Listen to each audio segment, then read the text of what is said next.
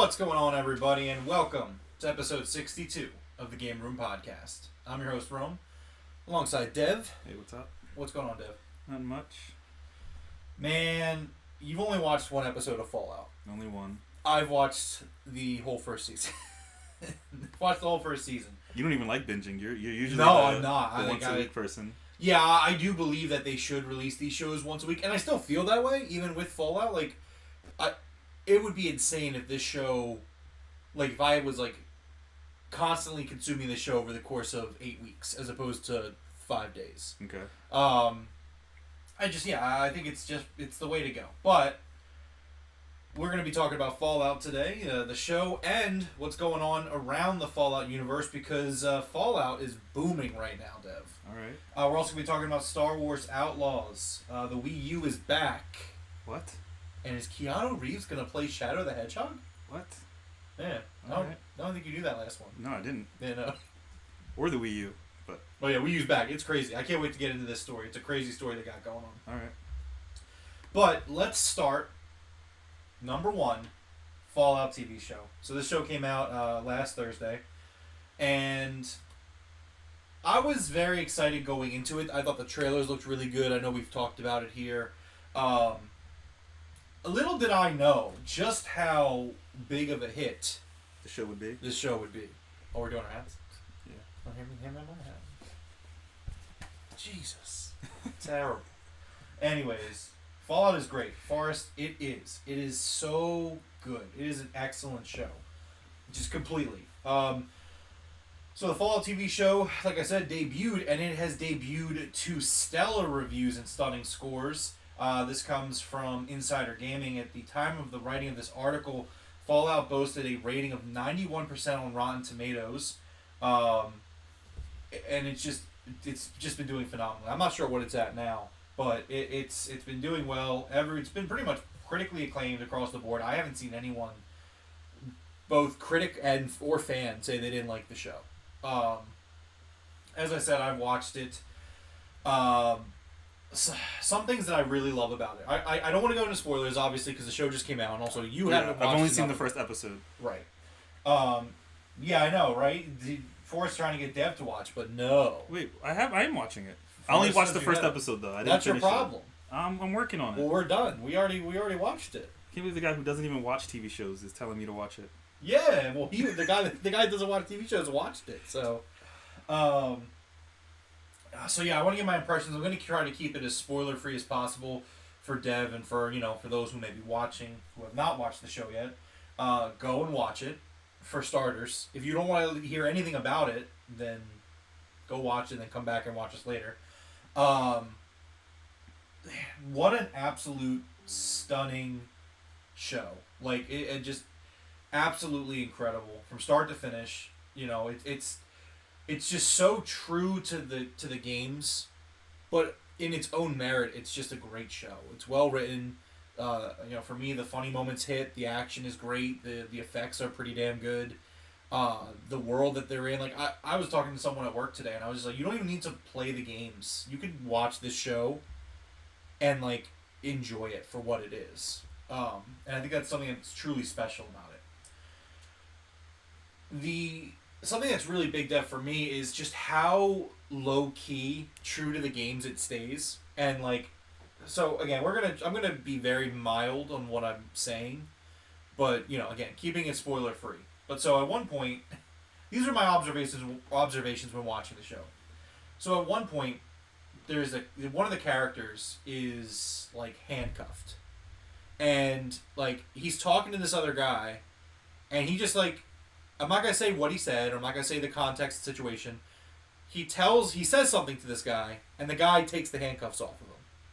And I was just like, that's it. That's a Fallout thing where it's like with the speech check, where you have your speech level high enough, you can have the dialogue that can you can talk away out of ways. Exactly. Yeah. Like you can play Fallout and barely use your weapons, if you play it a certain way. Other things so obviously the Brotherhood of Steel. If you've seen the trailers, they are in the show. And each knight, who is the member of the Brotherhood that is in the T-16 armor, they have squires, and the squires are companions who lug all their stuff around. And it's like, it dawned on me as I got close to the end of the show where I was like, oh, this is like when you're playing Fallout and you have a companion who's with you, and they're the item dump. Yeah, they're the item dump, and not just that, but they're over encumbered. Yeah. So they're constantly like struggling to run around with this giant bag full of crap. It's just, man, there's like, and I could go on, like there's just so many things, like the way that the VAT system works, where it's like in the show, like as you're watching, the characters that use guns and use guns well, they go for like specific limbs, and like they're like, it's very specific what they're doing. They're not just, I'm shooting you. Like he's like, no, I'm shooting you in the leg to blow your ankle off. I'm shooting you in the arm so you can't shoot your gun. Like it's just, and that goes in with the VAT system, and it's just the level of attention to detail in the Fallout show. It's so true to the core material while telling a story that's separate from the core material. Like, this is not a retelling, really. There are some things that kind of, like, echo the games. Again, no spoilers. But, like, at the end of the day, it's really, it tells its own story. And I think that that's just really special. And I think the Fallout TV show needs to be studied because it is an example of how to make a video game adaptation. Now, I'm not saying there's not been good ones before this, because I think Last of Us is great. I personally like this more than I like Last of Us. The Mario movie is another great, is another great example. But yeah, I mean, it's just absolutely excellent. Let's head over to the chat. Ty, buenos dias. Buenas noches. Good evening. It's that good. Forrest says, I was literally talking about it at the dog park with the dog moms. It really is. It's really phenomenal. Ty says, do you think games should take this approach, adapt the world as opposed to adapting the story? Absolutely. I think that is the true... I think the world, in a way, for good games, the world is just as, maybe even more important than the characters. Like, I think you adapt the world and then you build your story in that world. Like, don't you think the Halo show would have been more enjoyable if that was not Master Chief clapping cheeks? Like, if it was just some random dude. Yeah, that's what I'm saying. Like, they did an ODST universe. Show, like, yeah, and have... Yeah. There you go. No, it's true. I think that to make a good movie or a good adaptation of a video game in the television movie space, it's got to be attention to the world. Like, and for example, it is different. Like Halo and The Last of Us are very character based. You look at those same characters throughout the game. Whereas Fallout is a little bit different, but I still think it works better if you just stay true to the story. Build around what you already know, what's already there for us. You know what I mean? Yeah, and again though, but some games have iconic characters, so I can understand an argument where it's like, well, if you're doing the Halo show, you should follow Chief. Yeah. I don't know. I think that it's really depends from game to game, case by case, but I think if you get the world right, then you're off to a great start. I think Fallout definitely does that. So, I love that. The essential lore that this show adds, you're not far enough in. Yeah. I will say this. The show changes everything about the games. Not everything, but like it changes the lore, and it's so fundamental to the lore of Fallout that like I can't imagine someone like, oh, you want to play the Fallout universe? Well, you have to watch the show first. I can't imagine someone not saying that. Okay. Because it's like it's that deep into the lore, and I loved it. I absolutely loved it. I love the cliffhanger at the end of season 1. The way it ends is like I think there's a satisfying ending there, but also like we talked about last week before we saw the show that there was probably going to be a season 2. There's going to be a season 2. Okay. Like, you watch season 1 and the way it ends. The best compliment I can give a show is that, like, the season ended and I was just like, shit, I really need more. Like, I wasn't done. I wasn't done, like, watching this show. Okay. But now I am. So it's... Life after Fallout is crazy. Do you think you see where it's going for season 2?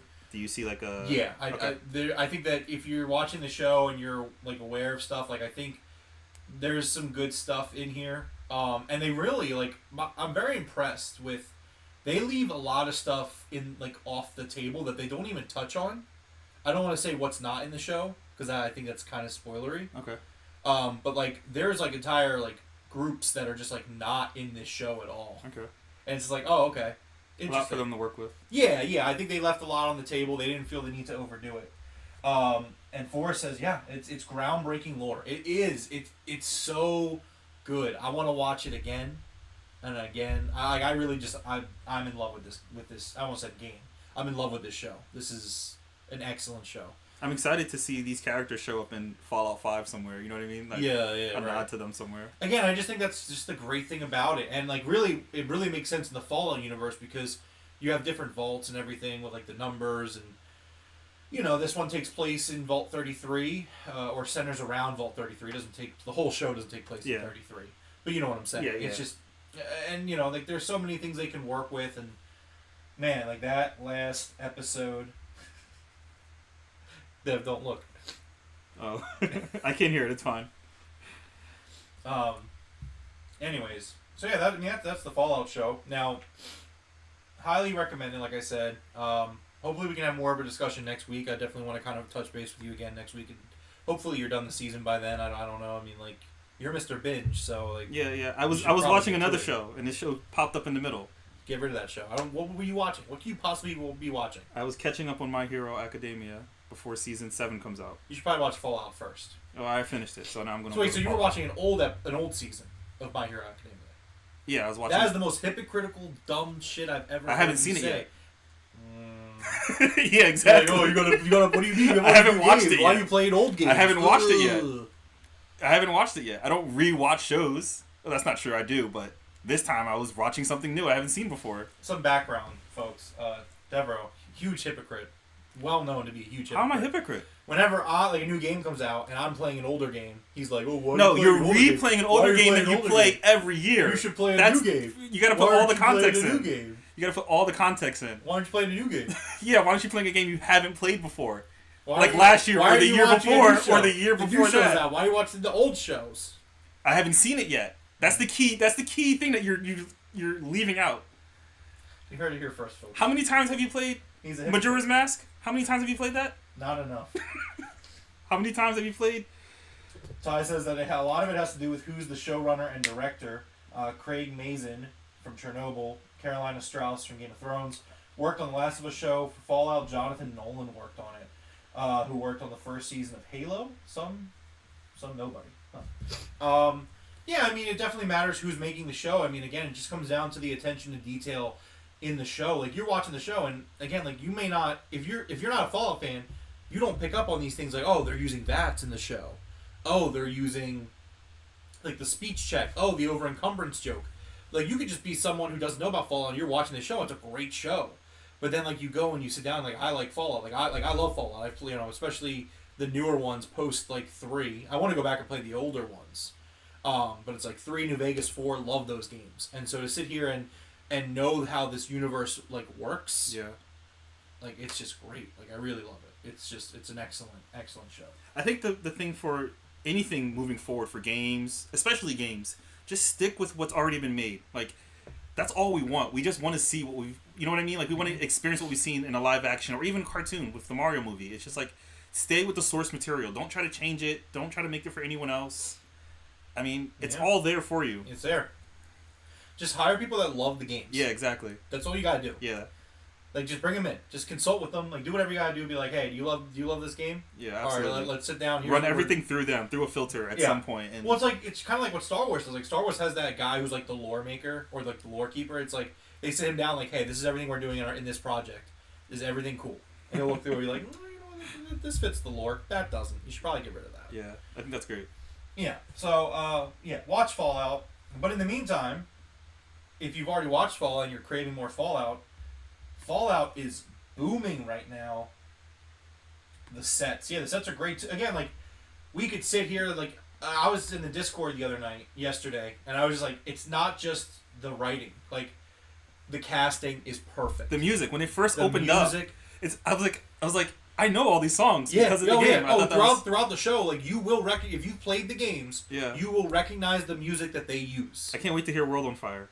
It comes up. It does not. It happens sooner than you might think. It's not like a season finale. Okay. It comes up earlier than that. Yeah. I was like, oh, this is great. Yeah. I forget. I think it was like, I don't want to tell you, but I was like, oh, this is. It hits you when it hits. It hits. But like, it's just. Everything about it, like, the casting is phenomenal. I think like, every actor and actress in this show, they just killed it. Loved every second of it. Like, it's the scenes, the sets, the action, everything. Like, I have nothing I really don't have anything bad to say about this show, except for the fact that it's already over. Like, that's the only thing. And that's my fault. I watched the show in technically 2 days. So Thursday, I watched the first 6 episodes on Thursday night. Like, I came home from work. I got home at like 3 o'clock. And I watched episodes 1 through 6 before I had to go to bed for work. Friday, I worked. And then I had something to do Friday night. Saturday, I worked and then did the wrestling podcast. And then Sunday, I was like, all right, episode 7, episode 8. Let's go. Did it. Loved it. Ty says, you can change the source material. Just hire people who can write good stories. Most people who watch the show don't even know anything about the lore. Yeah, but we know it. So I think that's the point, though. People who are watching it don't know anything about the lore. Yeah, you get rewarded. Yeah, you get different levels. Yeah, I think we watching it know the lore, so we appreciate it more, and like that should be your first target. I think your target should be everyone, but you want to get the people who are in love with the source material first. Yeah. Like, we don't need to see Master Chief's face in episode 2 of the Halo show when we've gone through, what, 4, 5 games and we haven't seen his face? Yeah, and then not to mention his cheeks. And Forrest is right. We talked about it last week. Like, they've gotten a $25 million tax credit from California. Oh, yeah, for season 2. For season 2. Like, it's happening, and like, I'm very excited. Like, I hope that... I don't want to rush them, but, like, I don't want to wait. What's the next big franchise that you want to see adapted into a show or movie? Gears of War. Oh, that would work pretty well, I think. I think they're actually working on a show. We've talked about it. Yeah, they're working on a Gears of War show. So I'm looking forward to that. They can do that. We might have a little bit more adaptation from another franchise coming up here in the news headlines in a little bit. A Nintendo one? No. Okay. I was thinking of Zelda. No, we don't have Zelda movie news. But anyways, the Fallout franchise is booming. Player counts are resurging across all games. The following comes from Windows Central. A well-timed show and some sales have given a shot of adrenaline to a big Xbox franchise. The Fallout series is having a resurgence right now, with increased player counts across every game in the franchise. According to Steam and DB, which tracks players' counts, price history, and more for Steam games, Bethesda Game Studios' Fallout 4 is currently being played by over 53,000 concurrent players. Mind you, that game came out in like 11 years ago. It's like an 11-year-old game, 10-year-old game. I could be wrong. I also think Amazon Prime is giving out like 3 of the Bethesda games. They did, yeah. While Far Cry from the game's all-time peak, which was 472,000 players 9 years ago, this is still a huge increase over the recent norm, as Fallout 4 had been averaging 18 to 20,000 for the last few years. A similar story can be seen with every other Fallout game. The team's multiplayer entry, Fallout 76, which usually has over 10,000 players on Steam, has gone up to 26,000. More on that later. Fallout 3, which launched back in 2008, has gone from average of 500 players to 3,600. Obsidian's 2010's Fallout New Vegas, phenomenal game by the way, usually averages 3,000 to 4,000, currently at 11,000 players. Nice. I have to play that one still. I think that's on our list. Yeah, it is. New Vegas is so good. Obsidian is just excellent. It's so funny that game was not made by Bethesda, because it's just like, it's like one of the best of all the Fallout games. It's just, this player resurgence across the Fallout games has a couple of different factors, the biggest being the launch of the recent Fallout TV series on Prime Video. Series has been well received. Outside of the show drumming up interest, there's also a franchise-wide sale on right now, which very smart by Bethesda to put these games on sale, because a lot of people want to play them. And of course, you can find all of the Fallout games, all the Fallout games on Game Pass. So yeah, it's a great time to be getting into Fallout. Everyone's playing them. It's going very well for them. In fact, like I said earlier, according to Forbes, Fallout 76 broke its all-time Steam concurrent peak this past weekend. A good adaptation can drive further adoption of the source material. We saw it happen with Cyberpunk Edge Runners and Cyberpunk 2077, and we're seeing it again with Fallout and almost every Fallout game. On Steam, where this is most trackable, we have seen 50 to 100% increases in player counts for Fallout 4, New Vegas, and 76. But with 76 in particular, the most recent game in the series, where it pivoted to online multiplayer, has just broken its concurrent player count record on Steam. It had 39,455 peaked players this weekend. up from 32,982 back when it launched on April 14th, 2020, 4 years ago, nearly to the day. Fallout 76 is a game that launched, and it's just the funny thing about these games where sometimes you keep working on them and they transform. When Fallout 76 first came out, the game was a dud. Yeah. Like, the game was broken. They couldn't get it right. They couldn't even get the special editions right, if you remember. They had the survival guide where it was like a bag, and it was supposed to be like a legit bag, and it came like a cheap nylon. Yeah. Like, they couldn't get it right no matter what they did. Yeah. And so, they sat down and said, okay, well, we're going to keep supporting this game and adding to this game. And here we are 4 years later, at a perfect time. Fallout 76 is now the best it's ever been game-wise. And now people are playing it, and I remember being so excited and then so bummed immediately afterwards. Yeah. But now, like, I feel like I really want to get into it. Like, I want to play Fallout 76 so badly. Like, so, like, I mean, you have Amazon Prime. You should get it for free. They have Game Pass. It's on Game Pass. Oh yeah. Anyways, yeah, like, so I really want to get into it with 76, and honestly, it's like it's awesome because Fallout's such a great franchise, and it's great to see it kind of getting its time in the spotlight. And then lastly, for our Fallout updates, we have some news on Fallout 4's current gen update. It is coming later this month, actually. As announced all the way back in October 2022, Fallout 4's next gen, now current gen, is finally coming. Bethesda has revealed the upgraded version of its 2015 RPG will launch for Xbox Series consoles on April 25th. The update will add new performance and quality mode options for current-gen players, while stability improvements and bug fixes will come to all versions of Fallout 4, including Xbox One. Here's a bit more about the update stream from Bethesda. Bethesda Game Studio is releasing a free Fallout 4 update for download on Xbox Series and PlayStation 5 consoles. This free update includes native applications for PS5 and Series performance mode and quality mode settings, as well as stability improvements and fixes. Experience up to 60 FPS and increased resolutions. Fallout 4 players on PS4 and Xbox One will also receive a free update with stability improvements, login, and quest fixes. Alongside these technical additions and changes, the team is bringing a selection of Creation Club content to the game at no extra cost. Headlining this content is the Enclave Remnants questline, which also delivers the following goodies to players: Enclave weapon skins, Enclave armor skins, Tesla cannon, Hellfire power armor, XO2 power armor, and the Heavy Incinerator. So yeah, it's a great time to be getting into Fallout. And if you haven't played them, you should play them. And if you have, like, I'm dying. I want to go back to a Fallout game actually. When I get through my Zelda games, it's going to be Fallout. New Vegas, so I might get on that. Yeah. It's an old game that I haven't played, so I don't mind going back to it. Yeah, whatever. He's a hypocrite, folks. Biggest hypocrite in the entire world. I don't know how I'm a hypocrite. I never played the games. I love you like a brother. I never watched the shows. Biggest hypocrite I've ever met in my entire life. How? I'm going to be the bigger man here. I'm going to move on. Oh, okay. Forrest knows, though. Yeah, he does know, so I'm wondering who you're lying to. Moving on. Number 2 on the headlines. Star Wars Outlaws got, not revealed, but got a nice trailer this week with a release date, and everybody was happy, right? We can't wait to play it. No, people are not happy. So yeah, the trailer, which the dev should be playing B-roll right now. For starters, the game looks incredible. I'm really loving.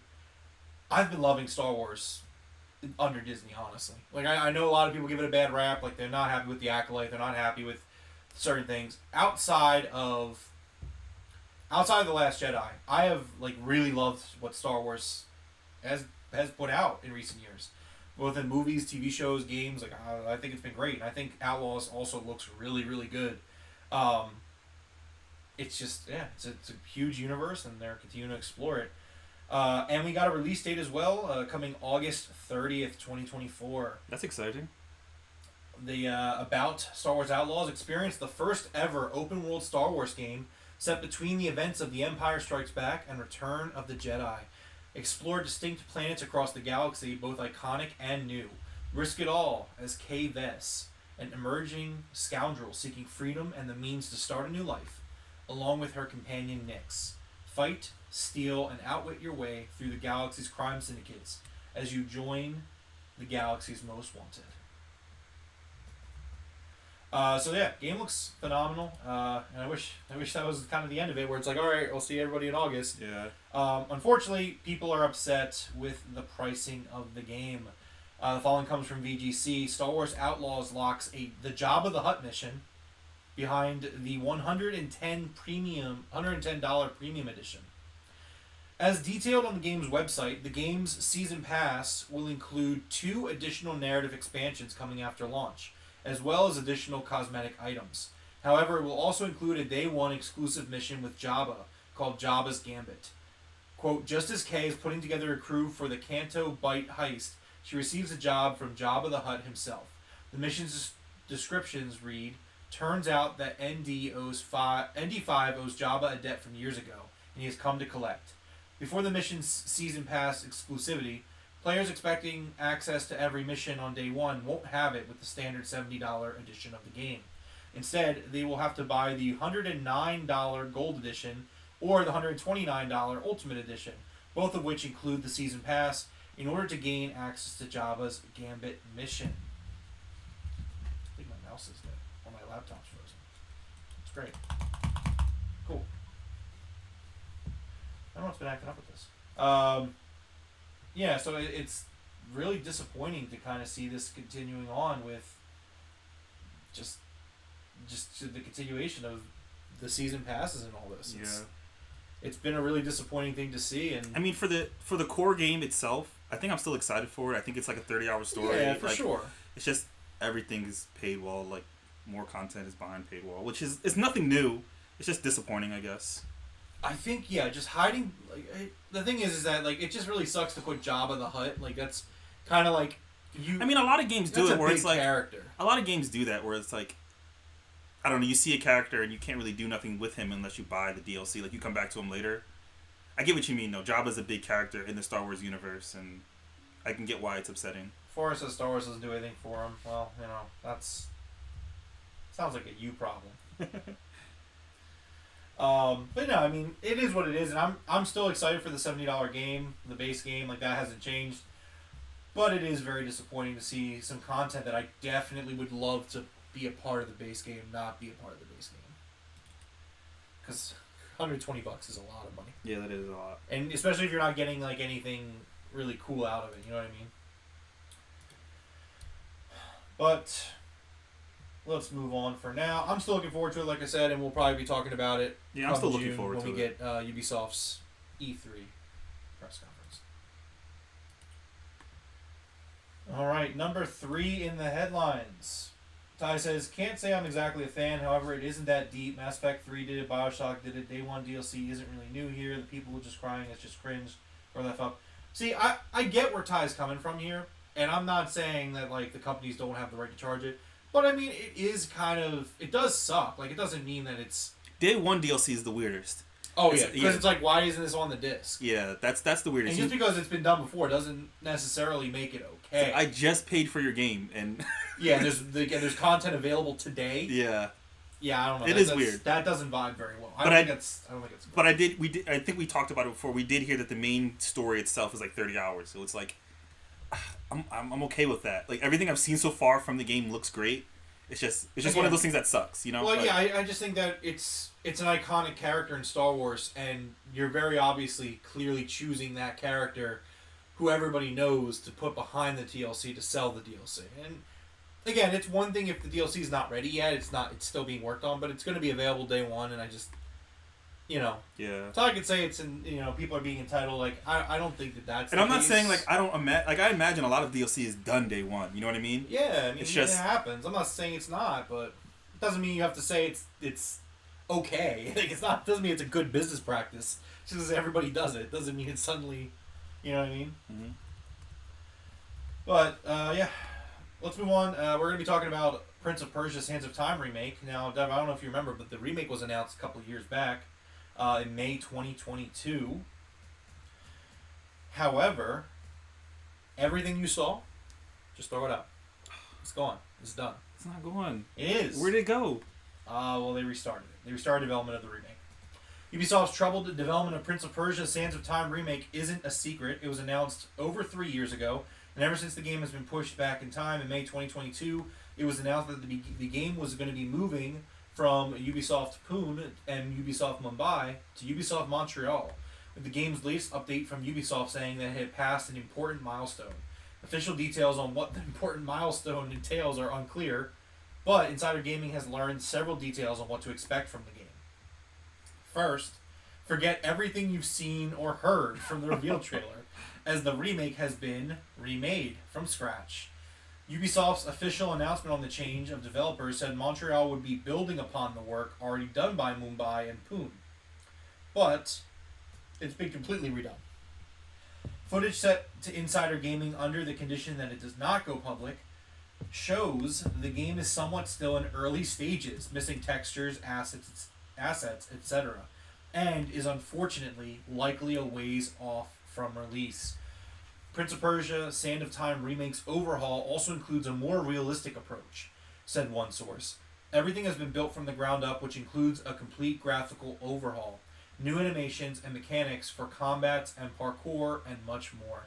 Starting from scratch has meant the game has been rewritten, recaptured in mocap, and more. One of the most notable changes for longtime Prince of Persia fans is that Yuri Lowenthal, the voice behind the prince in the original, will no longer be reprising his role, despite him doing so in the original reveal trailer and during the remake's original development. It's not entirely clear why Lowenthal is no longer on the project. Several sources have suggested that the company could give a more prominent update on the project soon, but what that looks like and when is unclear. Insider Gaming reached out to Ubisoft on comment before the publication of this article, to which a spokesperson said, "We do not comment on rumors and speculation." Which means it's probably true. Yeah. Yeah, it sucks, man. It sucks that it completely started over. I mean, to be fair, I don't think that the remake, when it was shown off, looked very impressive, though. So, like, I'm not really surprised. I don't even remember it. I'll have to rewatch it. I don't remember being very blown away by it. I was very indifferent on it, so... If it's for the betterment of the game, I'm okay with it. Yeah. I mean, they did that with Metroid 4. Mm-hmm. Nintendo completely scrapped whatever they had development. We didn't see any of it. They announced Metroid Prime 4 at the Switch showcase when the Switch was announced. Yeah. The Switch is nearing the end of its life cycle, and we have yet to see it since. Yeah, it's coming out. Not even a trailer. Yeah. Not even a trailer. Just nothing. So if it's for the betterment of the game, but this means that we're back at square zero for anyone who's excited for this game. This remake. Excuse me. Speaking of being back, Devro, the Wii U is back from the dead. I don't believe it. It's true. And would you believe it if I told you don't even need to hack the Wii U? It's just back? It's just back. On Monday, April 8th, Nintendo officially shut down the online servers for both the Wii U and 3DS consoles. The move ended an era of gaming that many weren't fully ready to let go of. However, thanks to a third-party company, there is still a way that players can play Wii U games online despite servers being offline. The Pretendo Network has announced that it's going to be opening its servers to everyone who wants access without the need to do any major customization to their Wii U.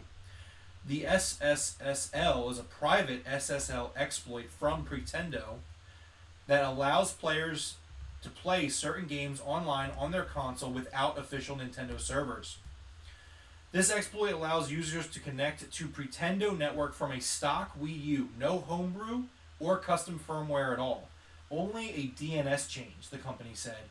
We've been holding on to this exploit for this day for quite some time. I love that. In case Nintendo decided to issue patches for it. So these geniuses at Pretendo were like, we know that Nintendo will try to stop us.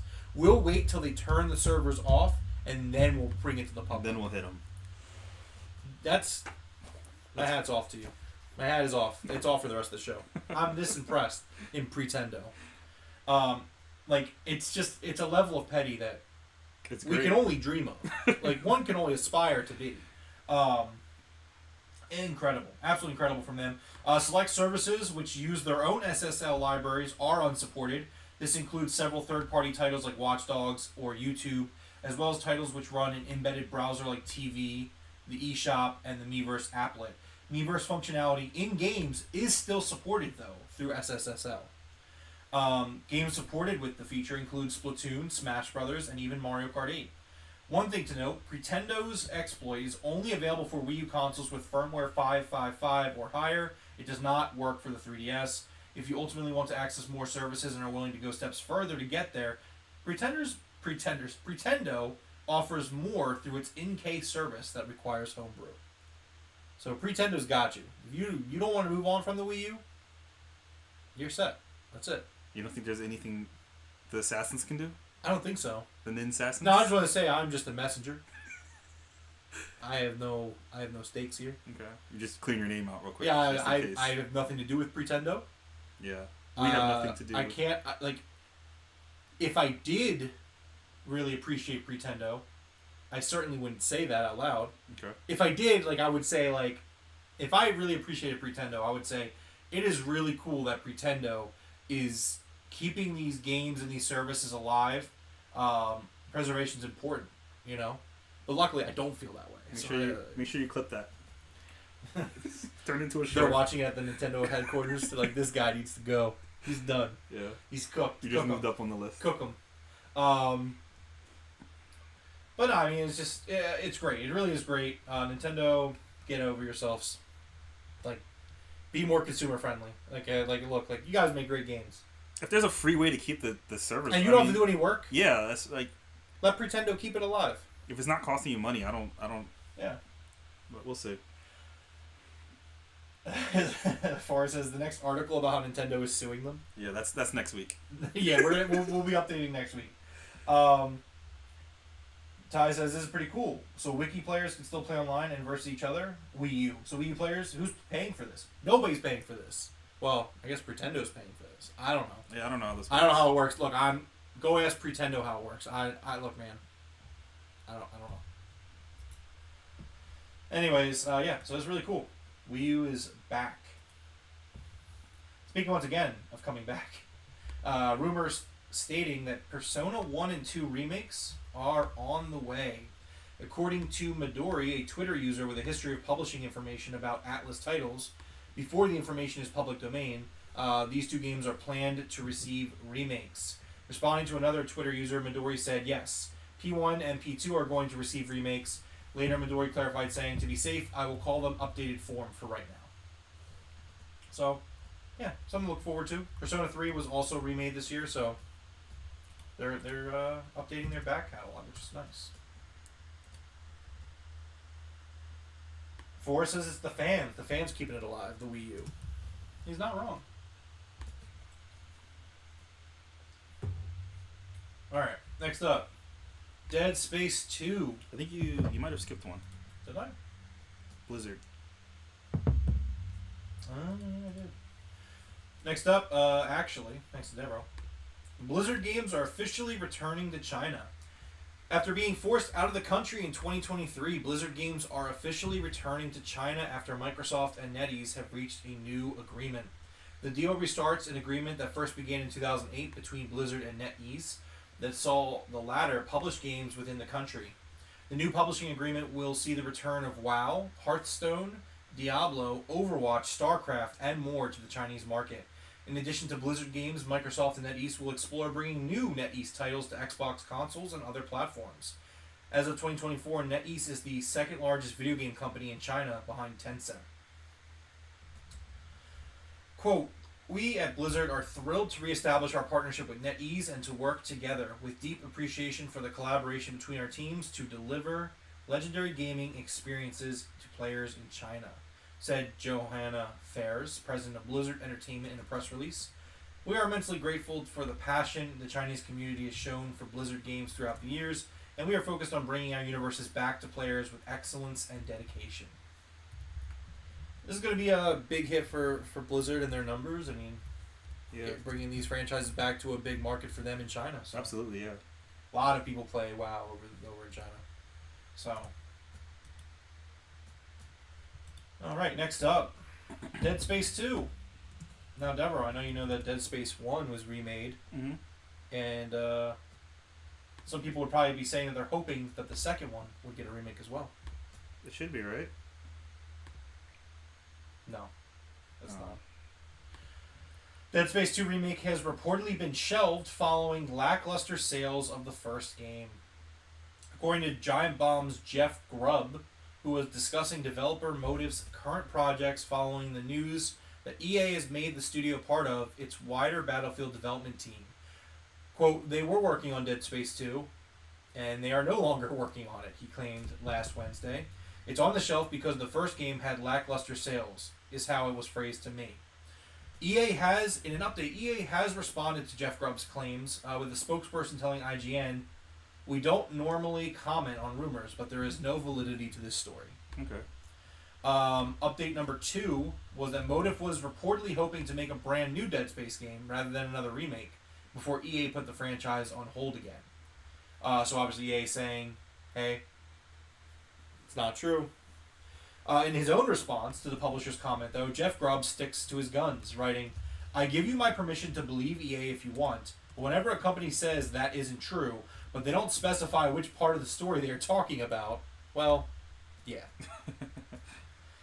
He said, Dead Space 2 was definitely being planned. It had a code name, and they aren't working on it now. Announcing the studio's plans on Tuesday, Motive GM Patrick Klaus said the directors who delivered our Dead Space remake in 2023, Philip Ducharme and Roman Campos Oriola, will build a team at Motive to work alongside the Battlefield studios around the world, creating what's next for Battlefield, a universe across both multiplayer and single-player experiences.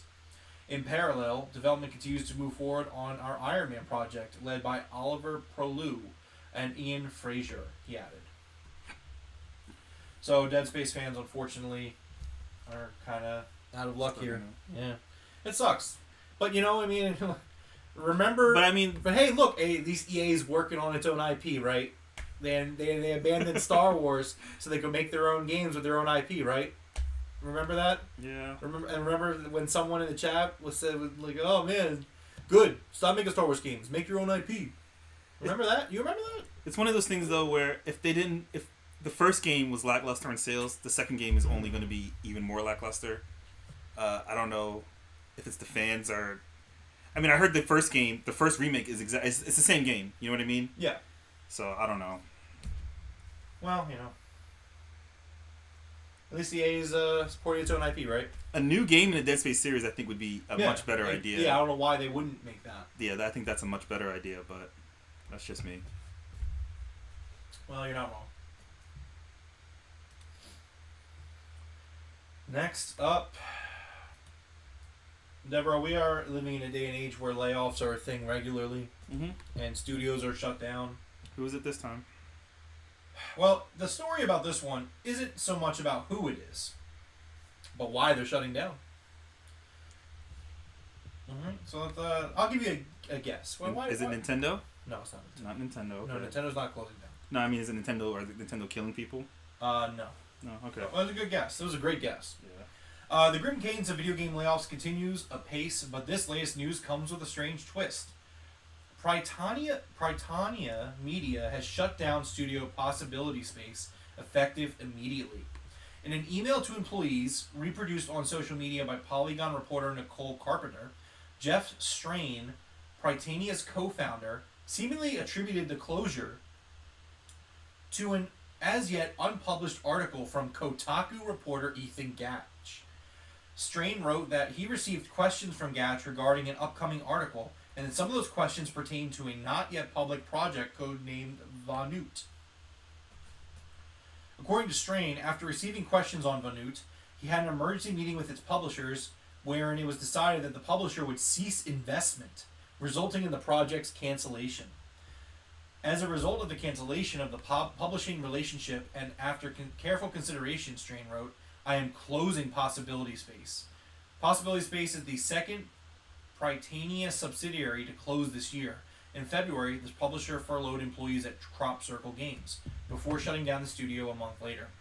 In a statement posted on the now-defunct Crop Circle Games website, Crop Circle's co-founder and Jeff Strain's wife, Annie DeLise Strain, also addressed Gatch's reporting. I stepped down as CEO this winter on a medical leave, she wrote, and while I don't know the content of Mr. Gatch's article, I have no assurances that my personal health struggles as a rare female game industry CEO will not be covered in this article. Strain also commented on the Crop Circle's closure, attributing the studio's shutdown to an inability to secure funding for its projects. There was not a single organization of any kind willing to invest in continued game development, she wrote.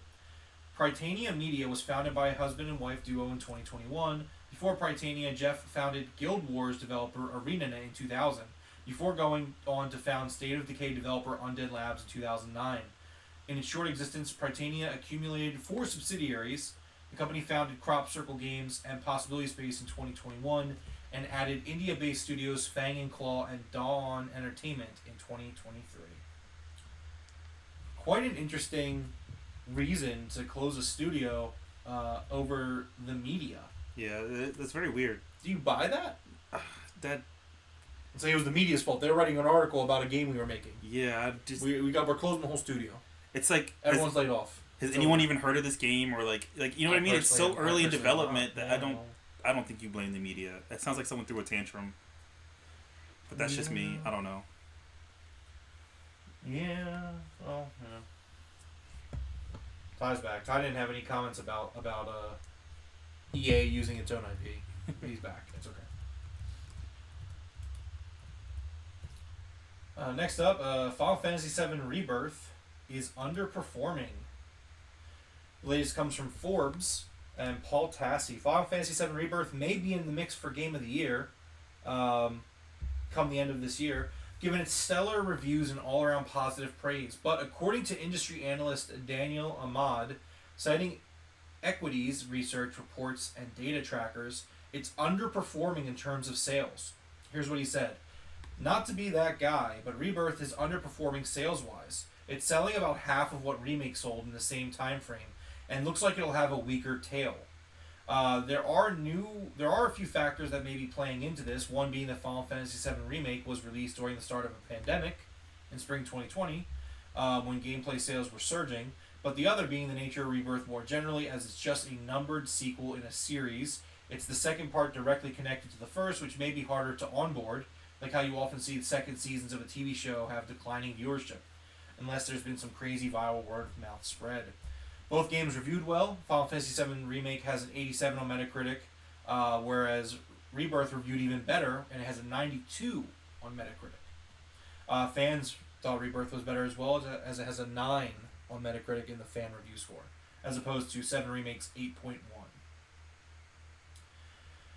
There's also been a long-running debate about whether Square Enix was smart to exclusively partner with PlayStation. Rebirth has quite literally only released on PS5, certainly a boon to PlayStation, but a severe limit for sales.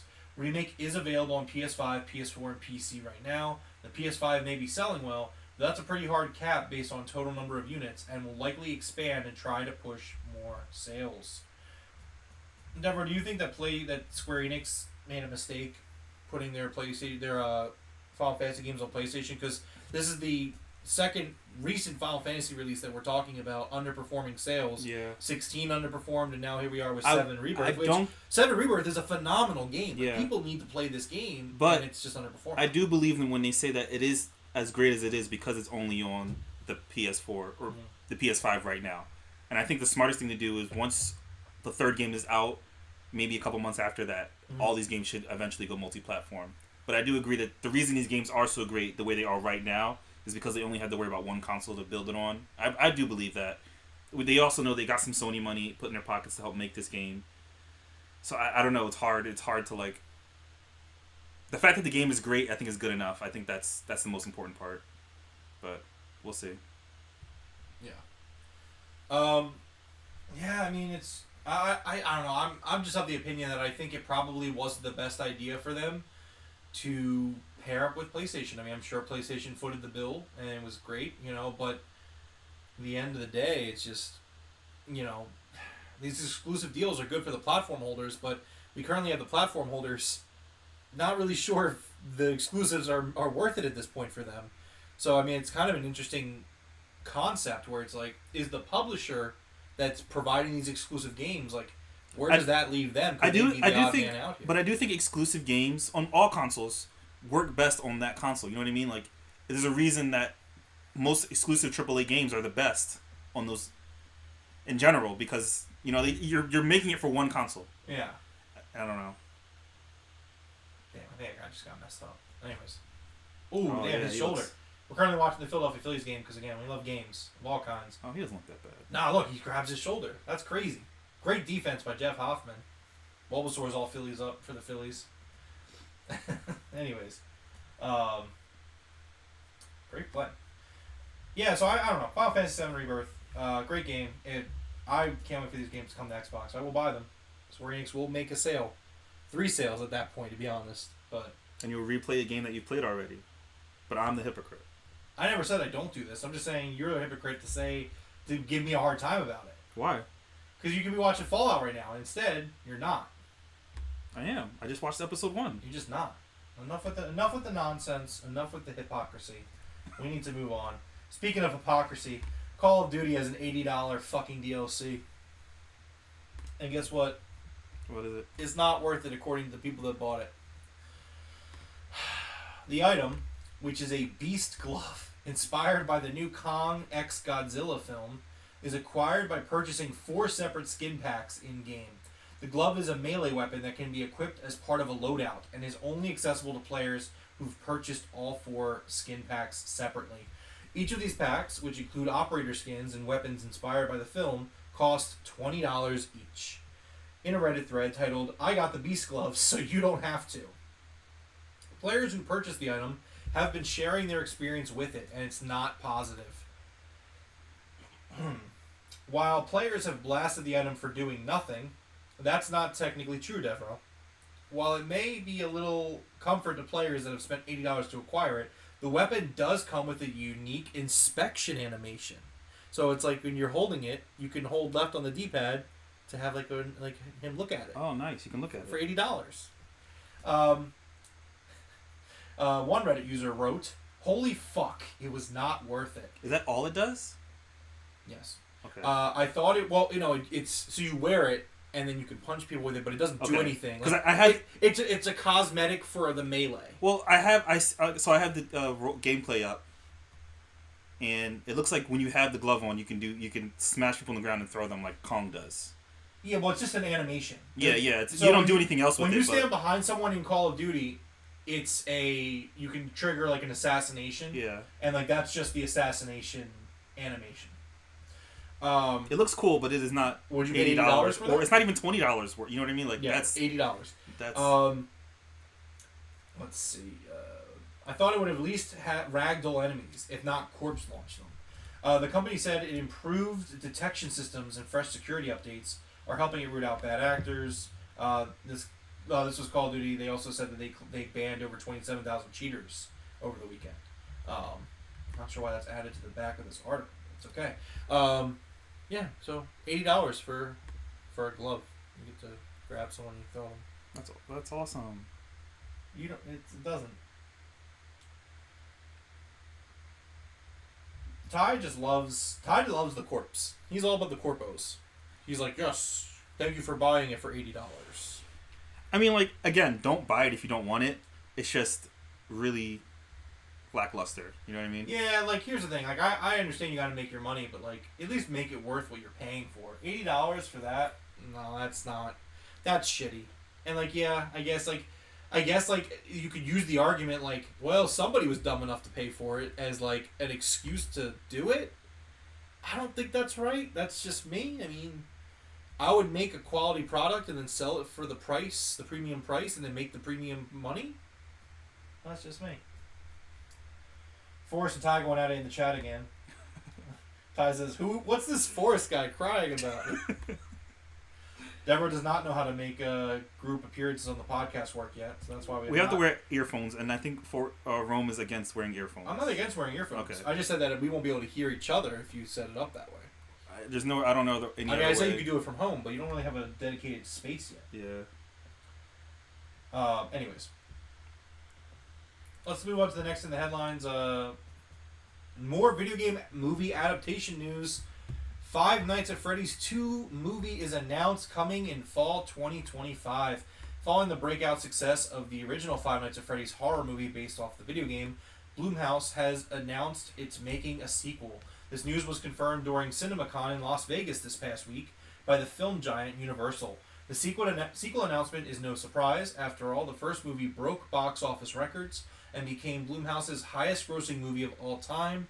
It earned more than $291 million globally.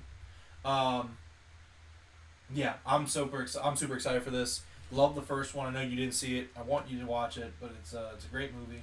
I'm not a big FNAF guy. I think you can enjoy it for what it is, even on its own, though. The movie's really good like that. Okay. But yeah, it's a great movie.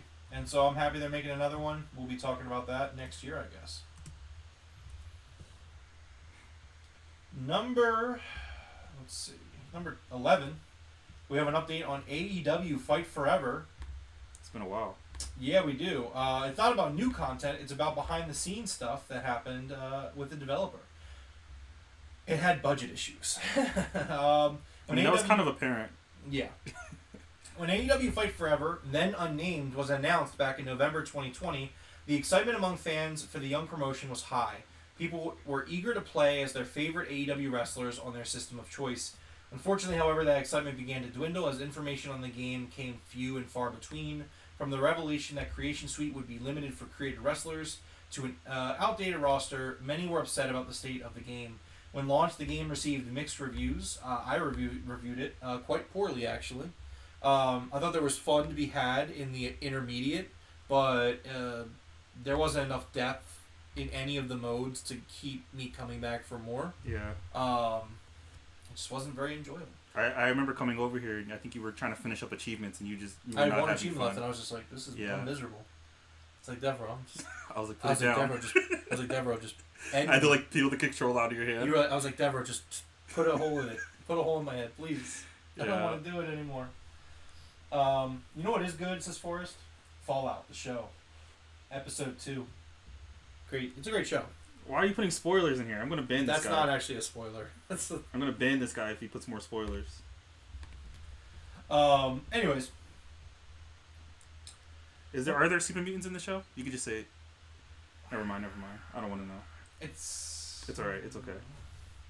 When launched, the game received mixed reviews. Concerns from players ranged from the aforementioned roster, a limited mode offering, and multiple bugs at launch.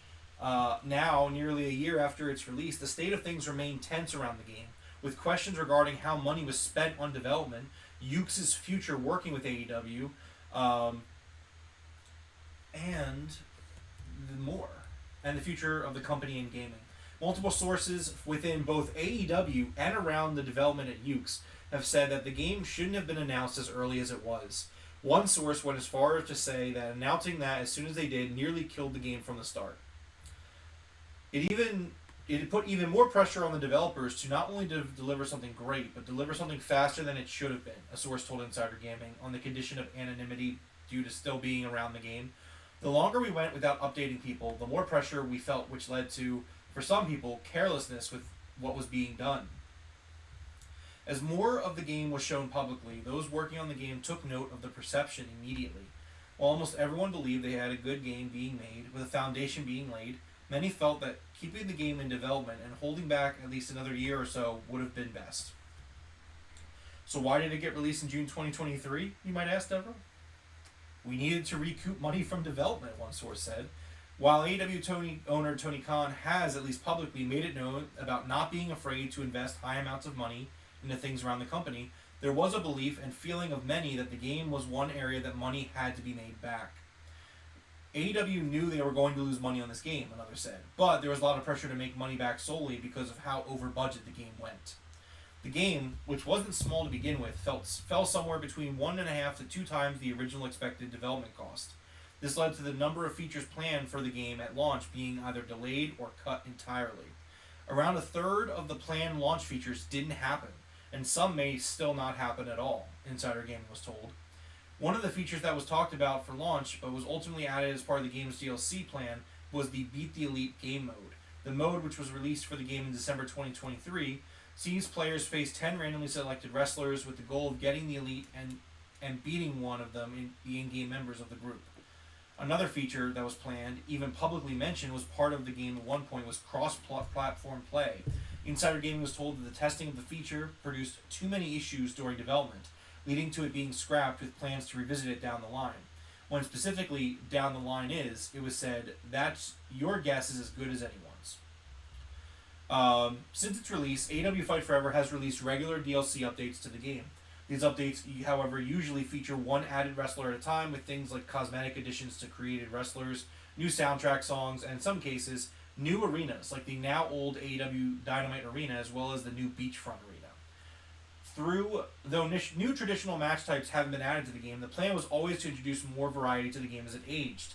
Stadium Stampede, the game's take on the Battle Royal genre, was added as a free update to the game and was well received both internally and externally.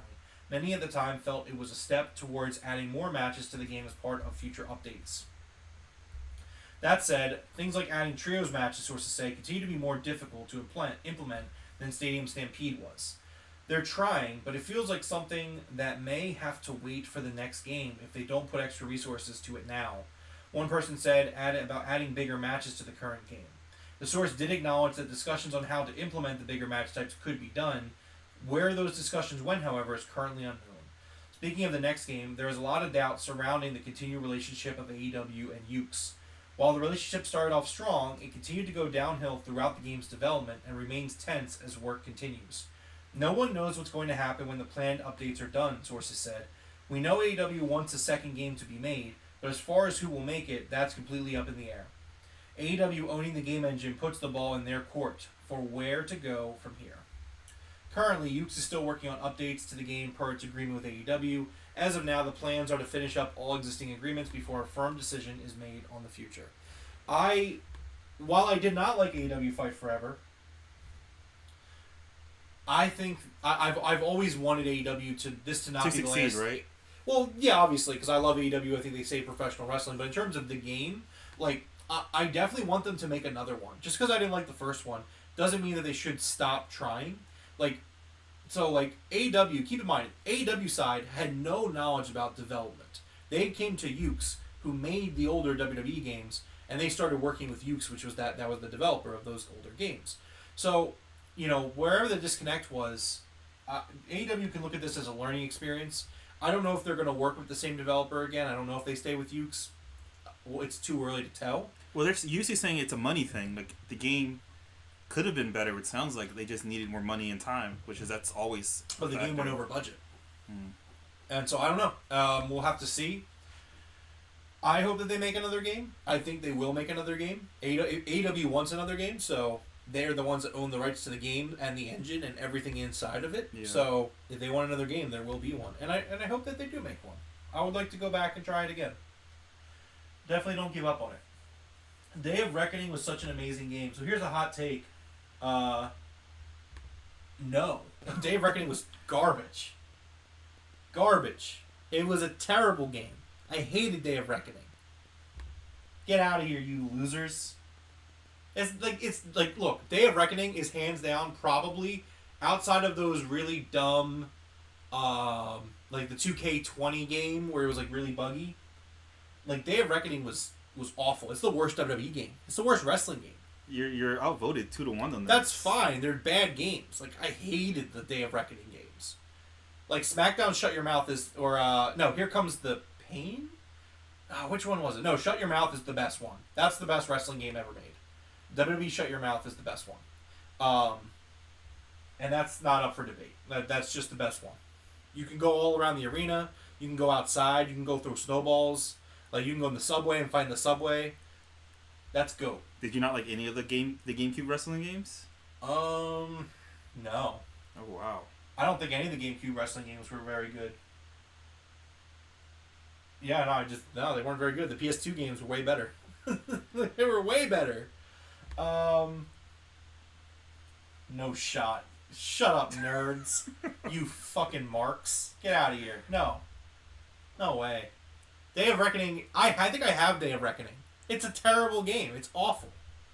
God awful. The premise was decent. Like, you would start out as, like, a created character, and, like, you would be that wrestler going up through the ranks of, like, OVW or whatever. Like, oh, yeah, it's a cool concept, but no, it played terribly.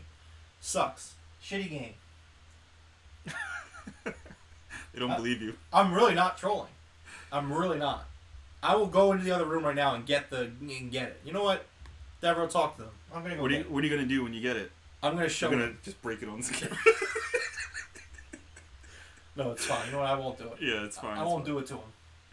All I'm saying is, Day of Reckoning. And here's the thing: I got Day of Reckoning as a Christmas present, and I was so upset that I got it as a Christmas present because I hated it that much.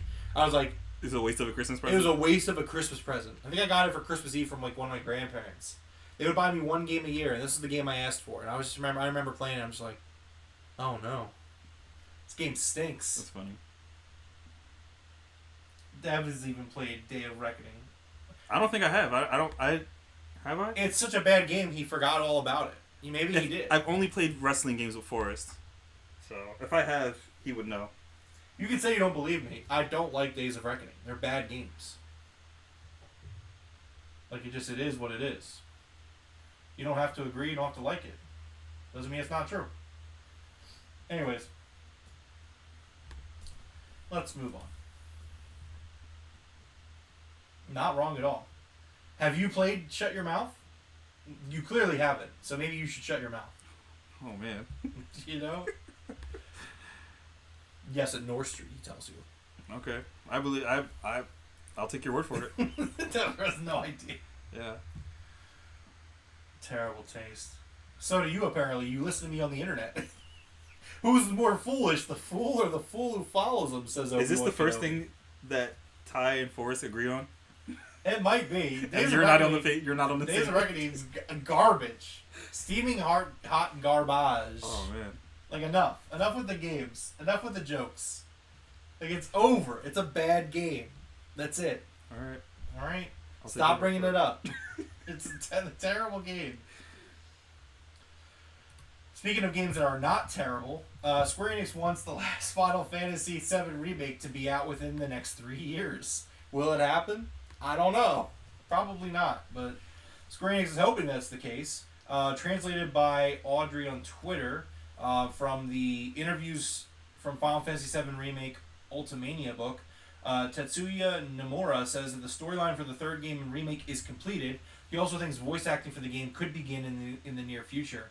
In the book, producer Yoshinori Kitase also touches on the company's desire to release the next game in the trilogy within 3 years. Kitase mentions FF7 Rebirth was actually done within 3 years. I was about to ask that. Since about 1 year was developing the DLC. And he hopes to be able to stick with that schedule for Part 3 too, Aubrey says. I think it'll take longer, but I think they can get it done in 3 years. Within 3 years. I think so. Hold on, what is going on? What is this? Hold on, what is this? Give me a second. I'm putting this guy in timeout for a minute. Get out of here, Forrest. Get out of here, Forrest. Oh, you deleted all his comments. That's crazy. You know what? I'm putting you in timeout too, Ty. You can take a minute as well. 60 seconds. Oh, our chat is empty now. Unbelievable. Look, sometimes to make an omelet, you gotta crack a few eggs. I thought this was America. These dorks.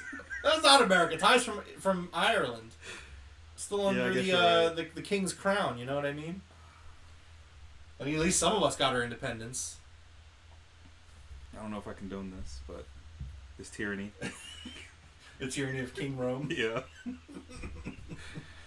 Anyways. How long are you talking about for? 60 seconds. Okay. Just a minute. Hey, right. Look. I love these guys. They're not gone. They just needed a little spank on the wrist. Like, how dare you? All incorrect. Right. Just incorrect. Let's move on. They'll be back in a few seconds anyway. Black Panther's game will be an open world game. A job listing from EA Studio Cliffhanger Games might suggest. It is seeking a principal sandbox designer to work on Marvel's Black Panther. Part of the job description reads that successful applicants will be instrumental. I'm still cracking up.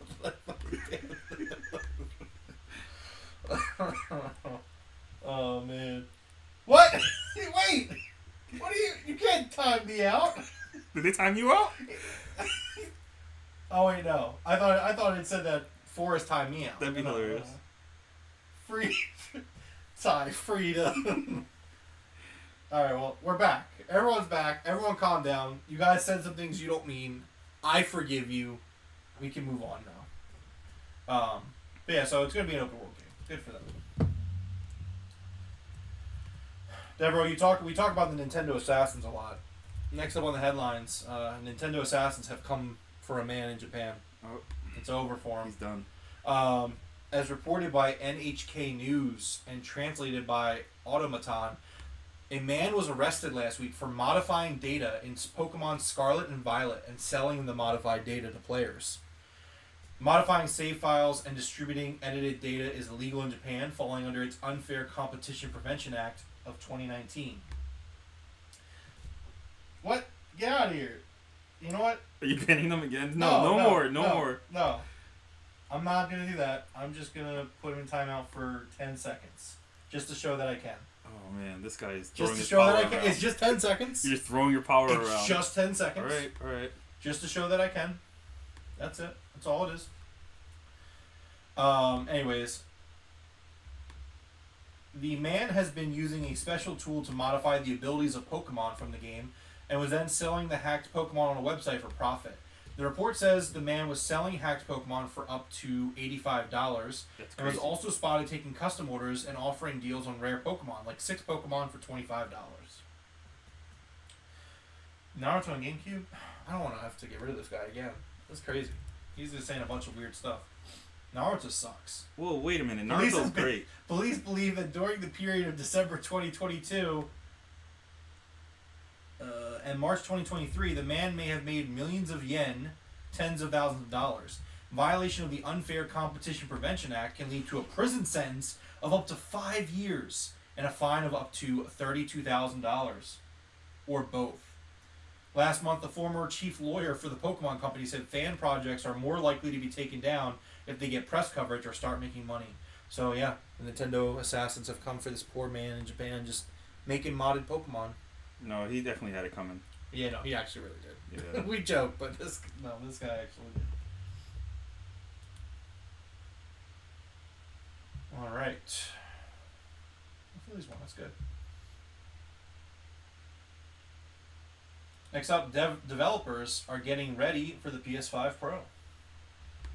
Sony is getting ready to release a more powerful PS5 console, possibly by the end of the year, after reports of a leaked PS5 Pro specifications surfaced recently.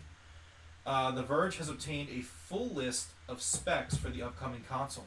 Sources familiar with Sony's plans tell The Verge that developers are already being asked to ensure their games are compatible with this upcoming console, with a focus on improving ray tracing. Or says there's a Naruto channel on Pluto TV. Where's Legend of Zelda channel? And Legend of Zelda is a game series. His reasons for not liking Naruto are the most ridiculous ones. What are they? He wears orange. It's pretty dumb. It's pretty dumb. What do you mean it's pretty? It's Goku silly. wears orange? Yeah, but it's different. Oh, that's insane. That's insane. He's just a goof. He looks like a goof. He's a geek. He looks like some dumb geek. I'm not even responding to this. What I'm do not. you mean? I'm not giving this energy. Oh man, yeah, Naruto's lame. Like, oh look at me, look how I run. I'm Naruto running. Wow, how cool was that? Not cool at all. Have you tried it? Running like that? Yeah. Yeah, I felt like a dweeb. You didn't run fast And enough? I talk about video games on the internet, and I felt like a loser. You weren't doing it right then.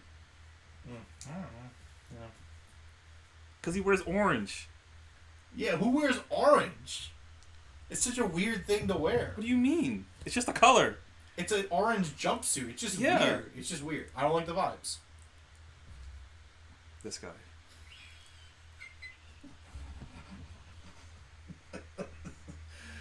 Anyways, codenamed Trinity, the PS5 Pro model will include a more powerful GPU and a slightly faster CPU mode. All of Sony's changes point to a PS5 Pro that will be far more capable of rendering games with ray tracing enabled or hitting higher resolutions and frame rates in certain titles.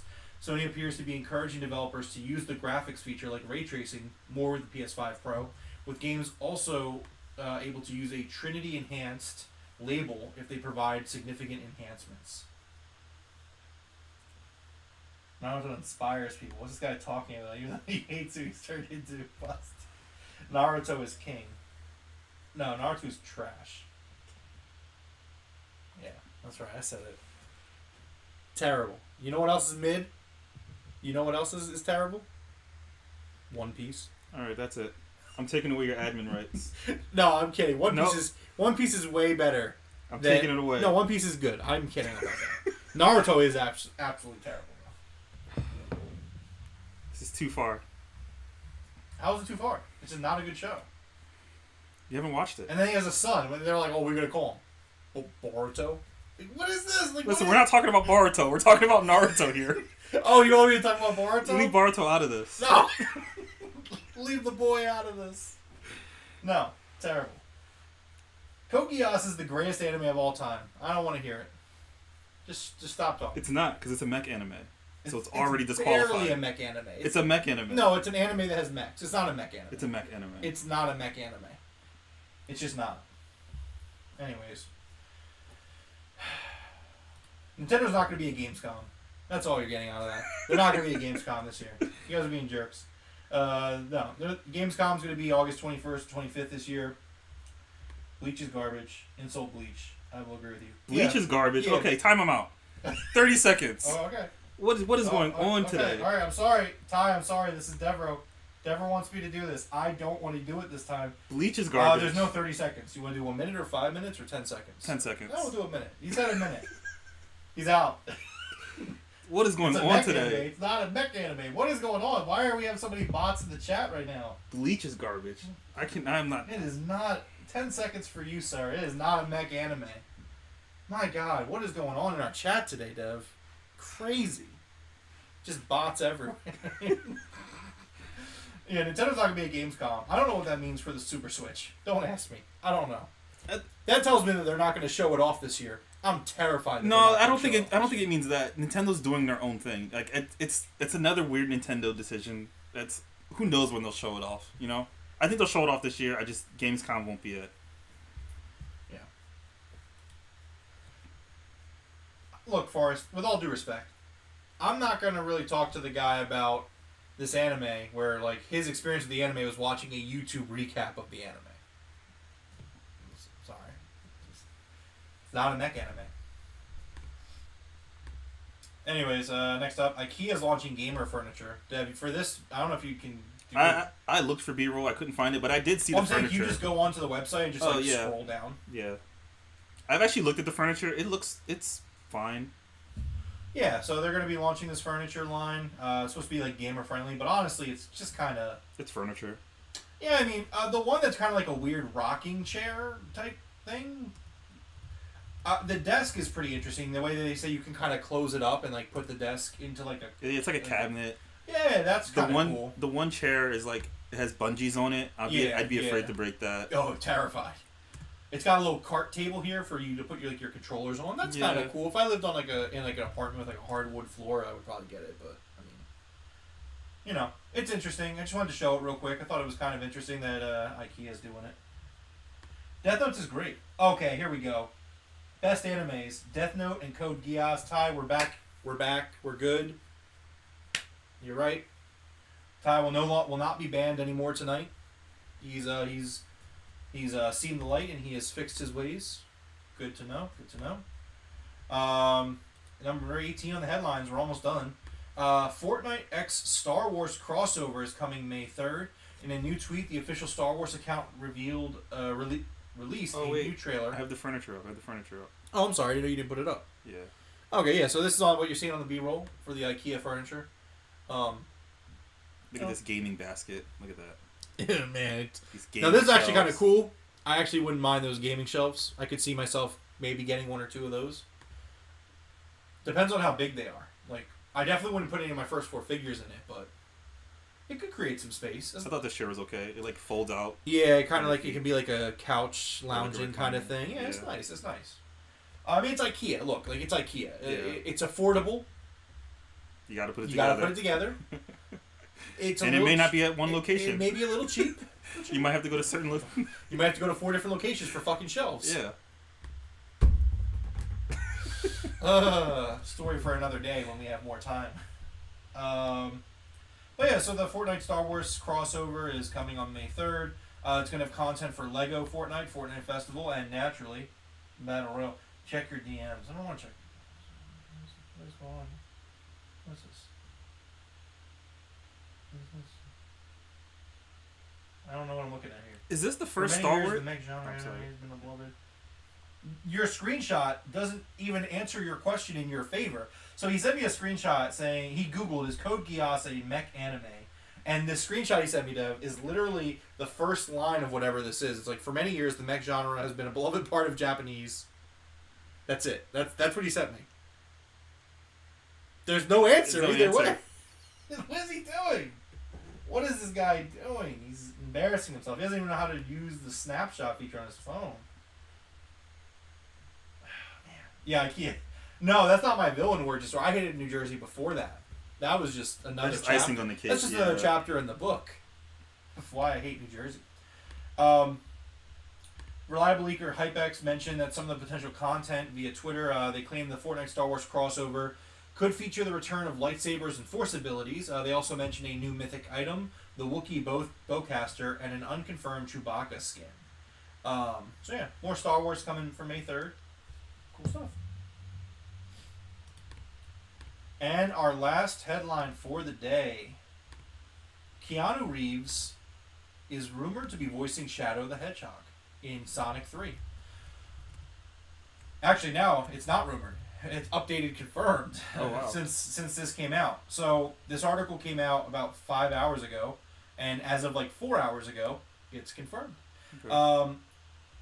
The secrecy surrounding the voice of Shadow the Hedgehog in the upcoming Sonic the Hedgehog 3 movie has fans scouring the internet for any information. However, it appears we have news as Keanu Reeves is set to be the voice behind Shadow. According to John Campea, Reeves will be lending his voice to the legendary anti-hero. It's done. It's signed. Keanu Reeves is our voice of Shadow, Campea said. He was told by someone connected to the project during the recent CinemaCon event. I ran into somebody else, and the first response I got was, "Who told you that?" After I wouldn't say who it was, the person was like, "Yeah, it's true." Sonic the Hedgehog 3 releases in theaters this year, December 20th, 2024. The 6-episode miniseries Knuckles debuts April 26th on Paramount Plus and takes place between the events of Sonic 2 and 3. In addition to the movie, a remake of the original Sonic Heroes is in development at Sega. And then at 4:45 p.m., it was revealed via The Hollywood Reporter that this is in fact true. Keanu Reeves is Shadow the Hedgehog. Nice. Yeah, so I mean, again, great time for video game adaptations, and they're out there and they're getting better. That is the headlines for the week. Let's get into the game releases for the week of April 15th, 2024. Releasing tomorrow, April 16th. Dave the Diver comes out on PS5 and PS4. Grounded is also making its debut, the Xbox first-party studio. It debuts on PS5, PS4, and Switch.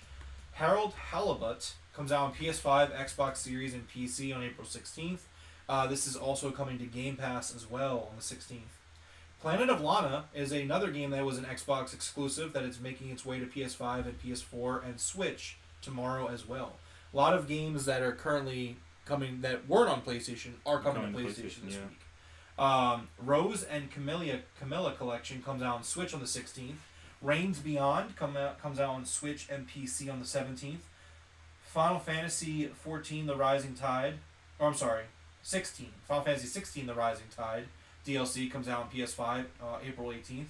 And No Rest for the Wicked comes out on PC April 18th.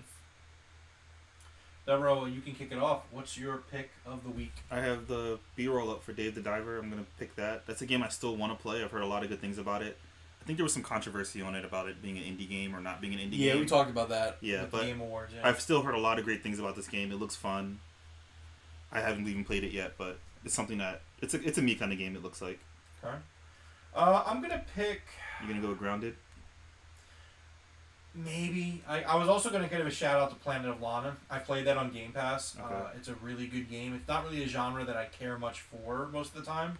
It's like a side-scrolling 2D kind of puzzly figure your way out through the world kind of game. I remember that game now. Yeah, Planet of Lana, a very enjoyable game. The ending, it was an emotional ending for me at the time.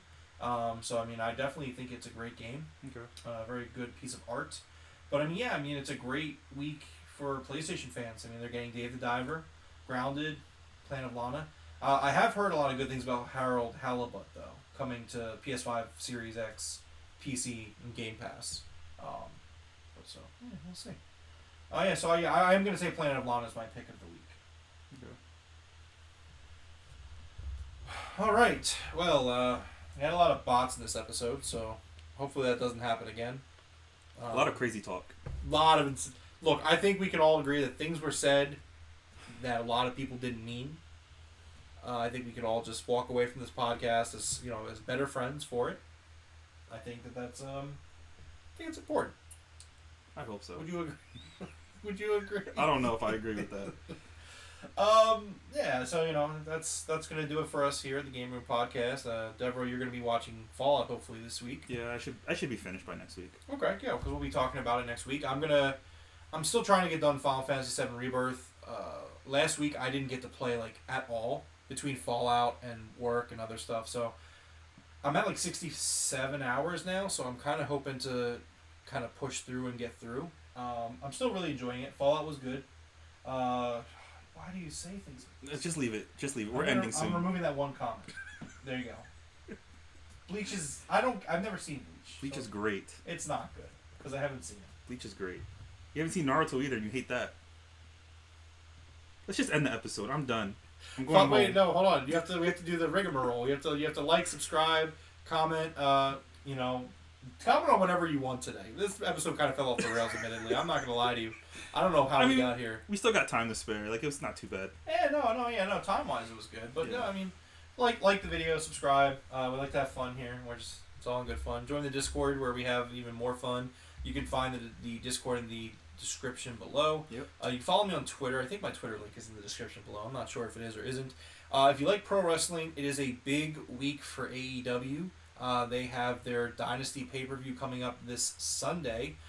Huge show. Some of the greatest wrestlers of all time will be going head-to-head on the card. So it's a great week of content for wrestling. Go check out our other channel, the Broken Tables Podcast.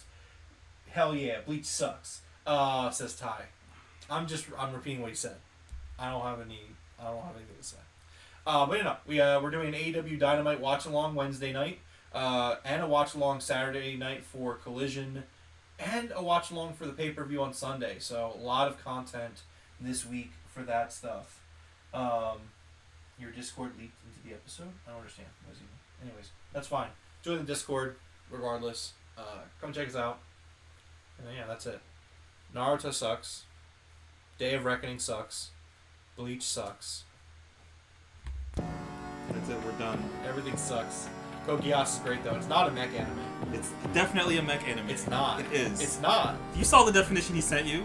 No, the 5 words and no context? No, get out of here. Bye. There was nothing. Metabots and Beyblade were amazing. Hell yeah. No. Alright, we're done here. Beyblade sucks.